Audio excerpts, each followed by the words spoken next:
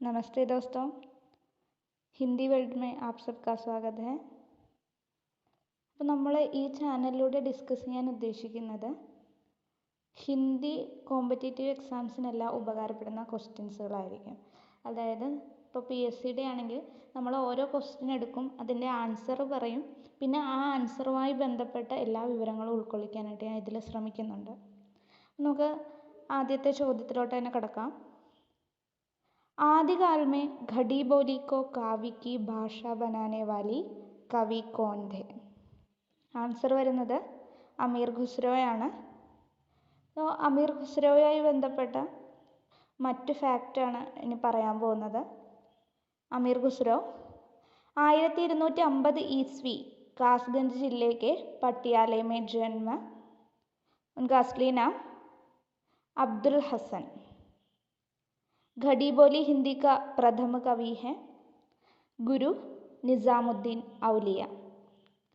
प्रसिद्ध रचनाएं घालिक बारी, ഖുസ്രോ की पहेलियाँ, मुकरियाँ, दो सगुने, गज़ल. രണ്ടാമത്തെ ചോദ്യം. आचार्य रामचंद्र शुक्ल ने हिंदी का प्रथम महाकाव्य किसे माना है? उत्तर പൃഥ്വിരാജ് രാസോ. പൃഥ്വിരാജ് രാസോ എഴുതിയ കവി ചന്ദബർദായി ആണ്. ഇതൊരു വീർരസ് പ്രധാൻ ഗ്രന്ഥമാണ്. ഇതിൽ 69 സർഗുണ്ട്. ഇതിനെ ഹിന്ദിക്ക പ്രഥമ മഹാകാവ്യ എന്ന് അറിയപ്പെടുന്നുണ്ട്. ഇതിലുള്ള ഛന്ദിൻ്റെ എണ്ണം എന്ന് പറയുന്നത് 16306, അതായത് 16306 ഛന്ദുകളാണുള്ളത്. ഈ ഗ്രന്ഥം പുത്ര ജൽഹനാണ് കംപ്ലീറ്റ് ചെയ്തത്. ചന്ദബർദായി എന്ന് പറയുന്നത് പൃഥ്വിരാജ് ചൗഹാൻ്റെ ദർബാരി കവിയായിരുന്നു.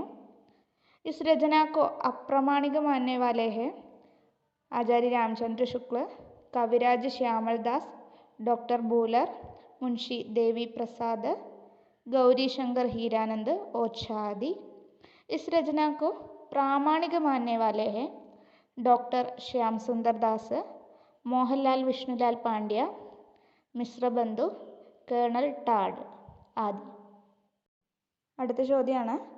വിദ്യാപതി की रचना पदावली की भाषा कौन सी है? ഉത്തരം മൈഥിലി.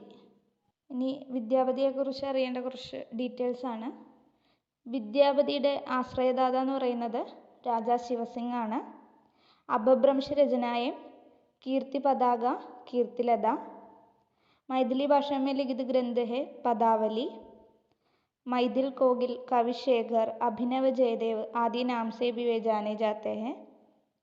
अभिनव जयदेव नाम दिया राजा जयसिंह ने.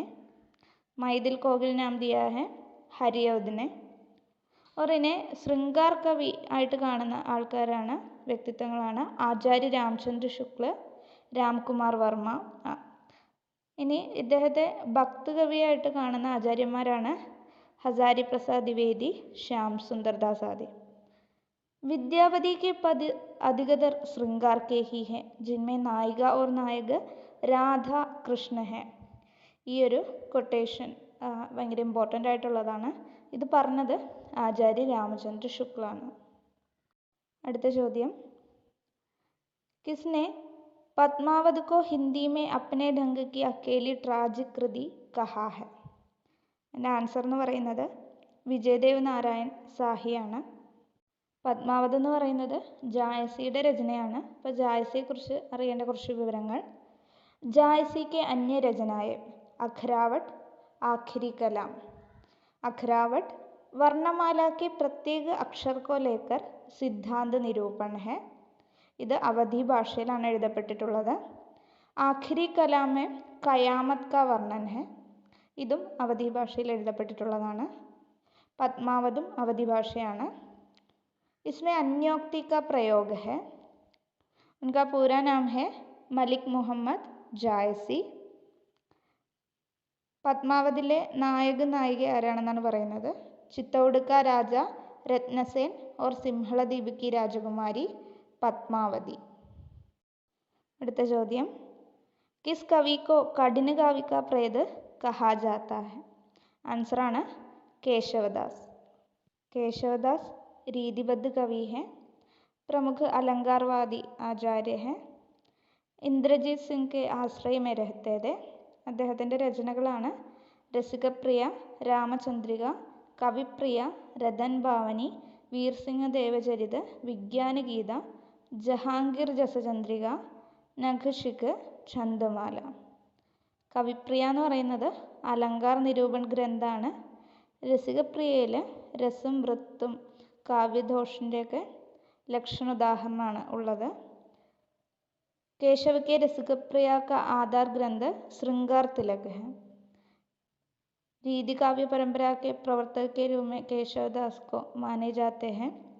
രാമചന്ദ്രിക को छंदों के അജായബകർ എന്ന് വിളിച്ചത് രാംസ്വരൂപ് ചതുർവേദിയാണ്. അടുത്ത ചോദ്യം, ബുദ്ധദേവ് के बाद का सबसे बड़ा ലോകനായക് തുളസീദാസ് को किसने कहा? അതിൻ്റെ ഉത്തരം വരിക ഗ്രിയേഴ്സനാണ്. തുളസീദാസിനെ കുറിച്ച് അറിയേണ്ട കുറച്ച് വിവരങ്ങൾ. एटा जिले के सोरोम नामक स्थान में जन्म. 5 बड़े ഗ്രന്ഥ് അദ്ദേഹം എഴുതിയത് രാംചരിതമാനസ്, വിനയ് പത്രിക, കവിതാവലി, ഗീതാവലി. ഇനി 7 ഛോട്ടെ ഗ്രന്ഥുണ്ട്. രാംലല നെഹ്ചു, കൃഷ്ണഗീതാവലി, വൈരാഗ്യ സന്ദീപനി, രാമാഗ്യ പ്രശ്നാവലി, ഭരവൈ രാമായൺ, പാർവതി മംഗൾ, ജാനകി മംഗൾ. ഇതിലേറ്റവും മുഖ്യമായ രചനയാണ് രാംചരിതമാനസ്. ഇത് അവധി ഭാഷയിൽ എഴുതപ്പെട്ടു.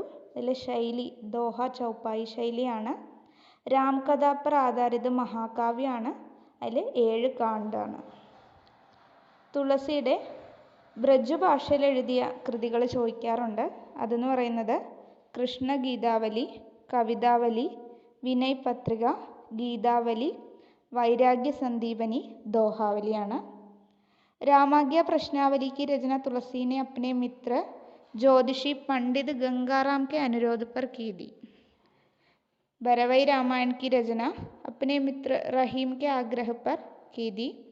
विनय पत्रिका की रचना तुलसी ने कलिकाल से मुक्ति पाने हेतु राम के दरबार में प्रस्तुत करने हेतु की थी. അടുത്ത ചോദ്യം, അഷ്ടചാപ് കെ പ്രമുഖ കവി കോൻ ഹെ? ഉത്തരം വരിക സൂർദാസ് ആണ്. सूरदास ने कुछ അറിയേണ്ട കാര്യങ്ങൾ. सीही में जन्म, गुरु का नाम वल्लभाचार्य. उनके प्रसिद्ध 3 ग्रंथ सूरसागर, सूरसारावली, साहित्य लहरी. सूरदास की भक्ति का मेरुदंड है पुष्टि मार्ग. सूरसागर की कथा भागवत पुराण के 10वें स्कंद से ली गई है. सूरदास ब्रजभाषा के सशक्त कवि हैं. साहित्य लहरी में सूरदास के दृष्टकूट पद संकलित है. सूरदास को वात्सल्य रस का सम्राट कहते हैं. उनके रचनाओं में सख्य भक्ति देखने को मिलते हैं. അടുത്ത ചോദ്യം, മഹാരാജ് ജയസിംഗ് കെ ആശ്രിത് കവി കോൻ ഹെ? എൻ്റെ ആൻസർ ബിഹാരിയാണ്. ബിഹാരിയുടെ ഒരേ ഒരു ഗ്രന്ഥ് ബിഹാരി സത്സൈ.